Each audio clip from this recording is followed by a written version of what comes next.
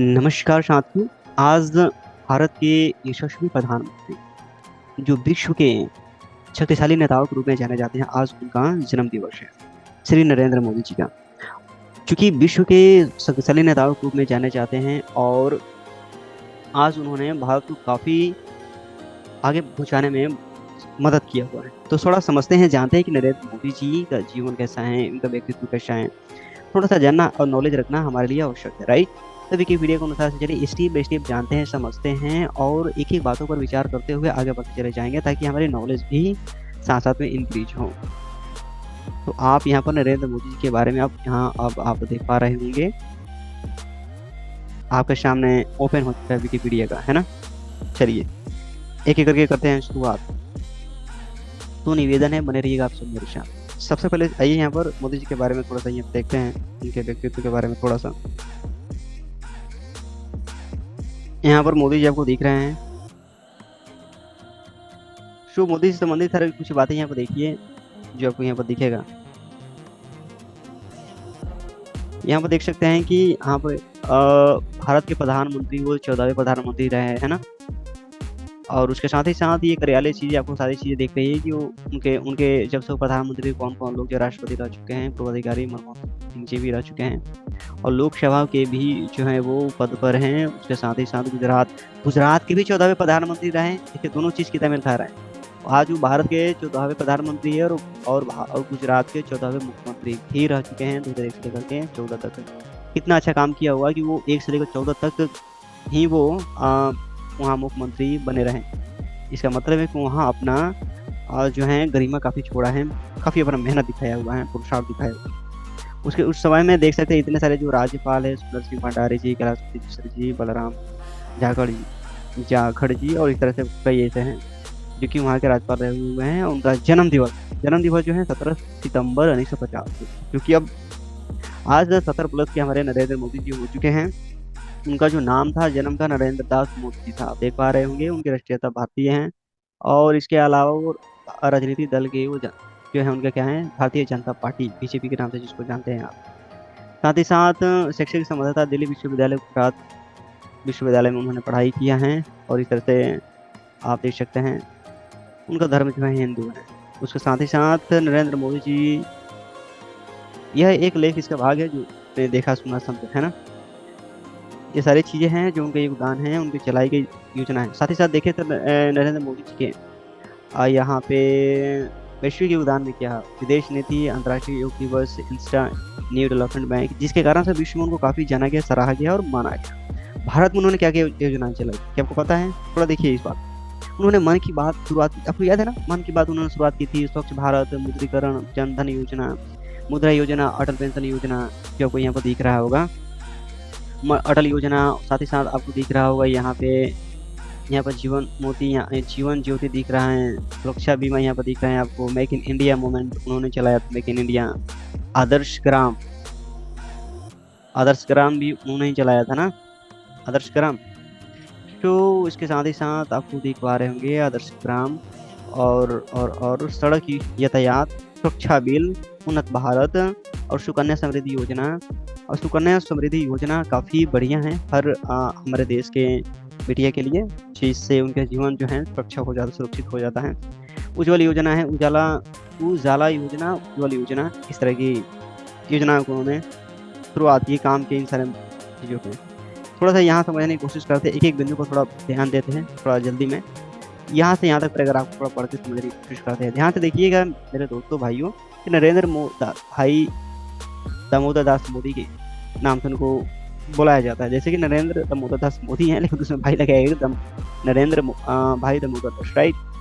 अब यहाँ पर देख सकते हैं उनका जन्म जो है भ्रांग भाद्रपद शुक्ल षष्ठी 1872 दिखा रहा है।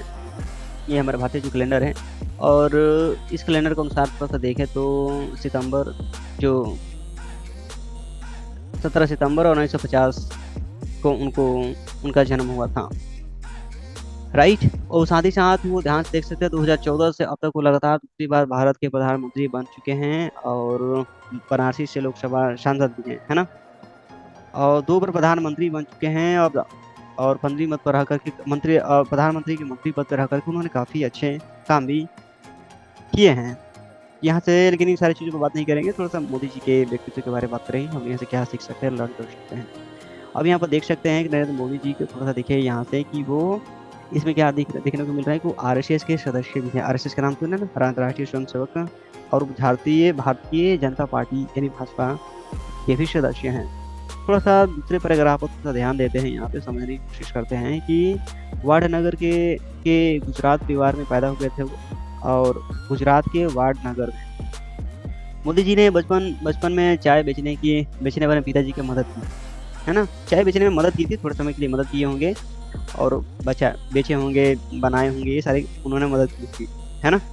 तो बाद में अपना खुद का उन्होंने स्टॉल चलाया भी, और 8 वर्ष की आयु में वो आरएसएस ज्वाइन कर दिए, और बढ़िया उन्होंने मतलब आरएसएस ज्वाइन कर लिए, और जिसके साथ वो लंबे समय तक बने रहे, ताकि उनका, मेरे को लगता है धीरे-धीरे अभी जैसे-जैसे आप पढ़ेंगे तो उनका रुचि जो था वो राजनीति के क्षेत्र में ही देखने को मिल रही है। स्नातक होने के बाद उन्होंने अपना घर भी छोड़ दिया। गृह त्याग दिया उन्होंने, और मोदी जी ने 2 साल तक भारत भर में यात्रा की और अनेक धार्मिक केंद्रों का दौरा भी किया, है ना? आपने अपने अपने को थोड़ा पूरी तरीके से निखारते चले गए, क्योंकि जो जितना ज़्यादा घूमता है और विचरता है, जानने की कोशिश जिज्ञासा रखता है, वो और भी गहराई आती चली जाती है अंदर से, और बोध होने दुनिया की समझ थोड़ा तेज़ी के साथ में विकसित होने लग जाता है ना? इसलिए हमें भ्रमण करना चाहिए। तो यहाँ इसके साथ ही साथ आप देखिए यहाँ पर नरेंद्र मोदी जी ने 1975 में देश में आपातकाल की स्थिति के समय में उन्होंने कुछ समय के लिए अज्ञातवास भी करना पड़ा, और 1985 में बीजेपी से जुड़े। 85 में उन्होंने बीजेपी से जुड़े। तो आज देख सकते हैं कि आज 20 और 15 कितना होता है? 20-15 35 होता है, तो यानी 35 प्लस 35 36 साल से वो आज बीजेपी के साथ में हैं, और 2001 तक पार्टी पदानुक्रम के भीतर कई पदों पर उन्होंने कार्य किया। कई पदों पर उन्होंने काम किया, जहाँ धीरे-धीरे भाजपा में सचिव पद पर पहुँचे। यानी कि कोई भी व्यक्ति शिखर पर ऐसे ही नहीं जाता है। वो उसके पीछे कई चीज़ें चैलेंजेस आती है, कई काम होते हैं, सारी चीज़ों में आप प्रवीणता दिखाते चले जाते हैं, अपना टैलेंट दिखाते चले जाते हैं। धीरे-धीरे छोटे-छोटे माइलस्टोन को अचीव करते चले जाते हैं, तब जाकर आपको बड़ी चीज़ों के हासिल करने की आप में योग्यता आ जाती है, तो वहाँ पर खुद ब खुद आप चले जाते हैं। लेकिन जो इतनी सारी योग्यता बिल्ड करके ना जाए, उसको वहाँ पर बैठा दी जाए तो सत्यानाश कर देगा। तो नरेंद्र मोदी जी को थोड़ा देखें तो उन्होंने बहुत सारी चीज़ों पर काम किया है, अनुभव लिया है ना? संघर्ष किया है, पुरुषार्थ किया है, तब जाकर उन्होंने वहाँ पे आया है। क्या सीख मिलते हैं यहाँ पे? कि हम भी बहुत सारे लोग हैं जो कोई भी अपना काम करना चाहते हैं, बिज़नेस करना चाहते हैं, मतलब किसी भी क्षेत्र में कुछ बनना चाहते हैं, तो चाहते हैं कि शीघ्र से ही उसको पा जाए, लेकिन उसको पाने के लिए जो हमें परिश्रम दिखाना है, जो पुरुषार्थ दिखाना है, वो नहीं करेंगे तो फिर वो मिल भी जाए ना, तो लंबे समय तक टिक नहीं पाएगी, कि हम उसे संभाल नहीं पाएँगे। आगे चलते हैं यहाँ पर थोड़ा-सा यहाँ देखिए, यहाँ पर देखते हैं गुजरात में भूकंप आया था 2000, यहाँ पे वो जो है हिंदी में 9 है ना, 2009 ही है, 2009 में भूकंप आया था। तो उसके बाद गुजरात के तत्कालीन मुख्यमंत्री केशुभाई पटेल का असफल स्वास्थ्य और खराब सार्वजनिक छवि के कारण श्री नरेंद्र मोदी जी को 2001 में गुजरात के एक मुख्यमंत्री पद नियुक्त किया गया, और ये एक बन गए मंत्री, ये नरेंद्र मोदी जी 2001 के बाद।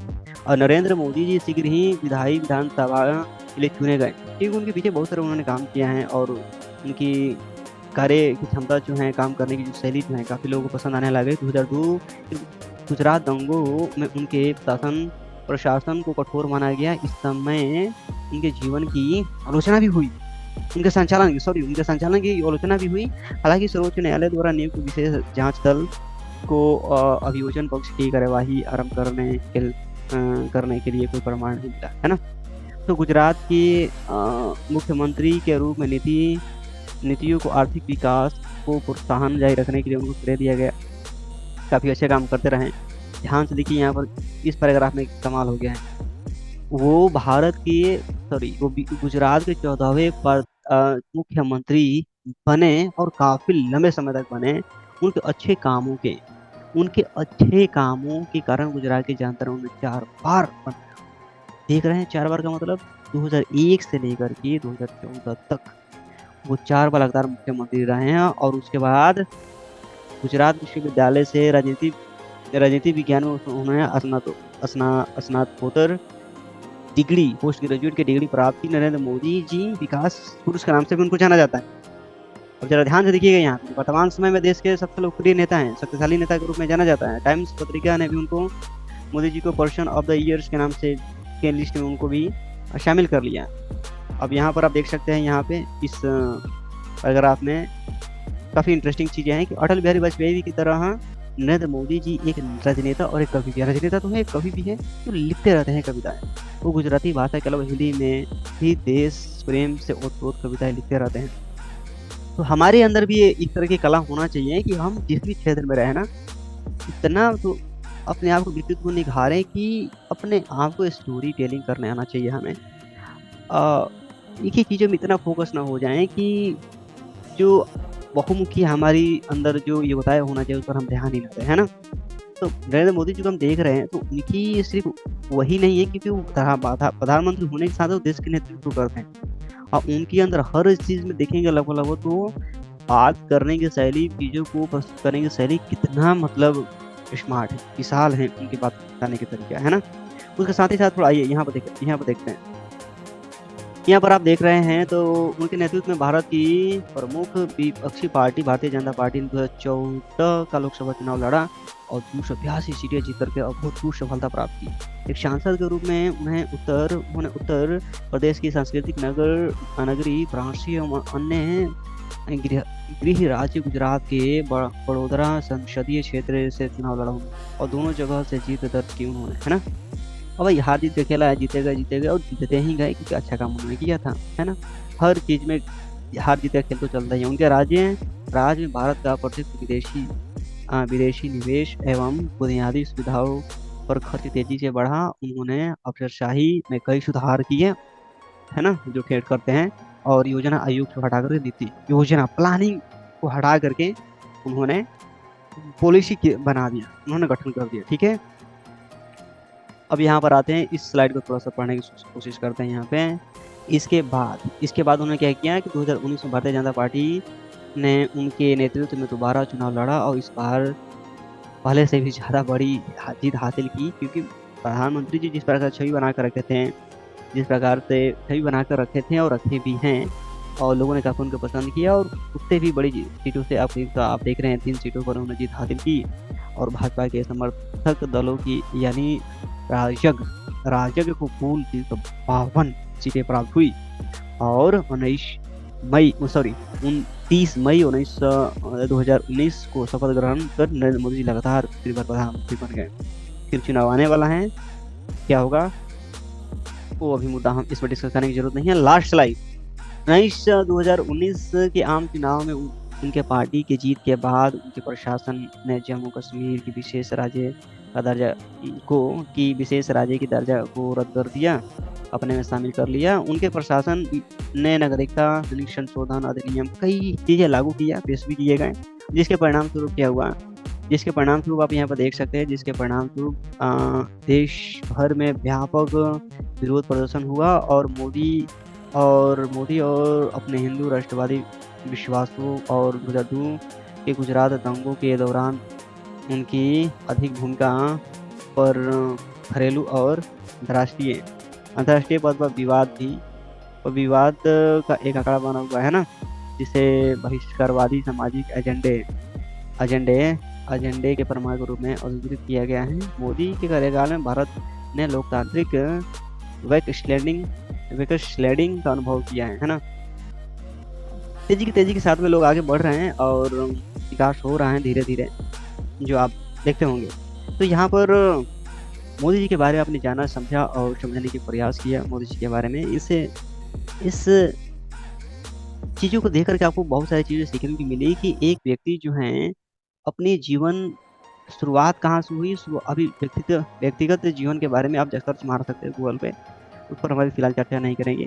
एक जीवन की शुरुआत कहाँ से हुई और धीरे धीरे व्यक्ति बहुमुखी क्षेत्र है, लेकिन व्यक्ति एक छोर पर आ करके अपना वो बॉडी लैंग्वेज, अपने बिहेवियर, अपने इंटरेस्ट, अपने वो किस चीज़ में बेहतर कर सकते हैं, ये धीरे धीरे व्यक्ति आते 15-20 वर्ष तक जाते 20-25 वर्ष तक जाते व्यक्ति को समझ में आने लग जाता है कि अब मुझे करना क्या है। यहाँ से अगर व्यक्ति नहीं जान पा रहा है ना कि मुझे करना क्या है आगे, मुझे किस चीज़ में जाना चाहिए, तो फिर व्यक्ति पूरी तरह से उलझा हुआ है। अब इनको उस समय तक आते हैं तो एकदम पूरा स्पष्ट था, अपने क्षेत्र में गए और काफ़ी सफलता इन्होंने अचीव किया नरेंद्र मोदी जी ने।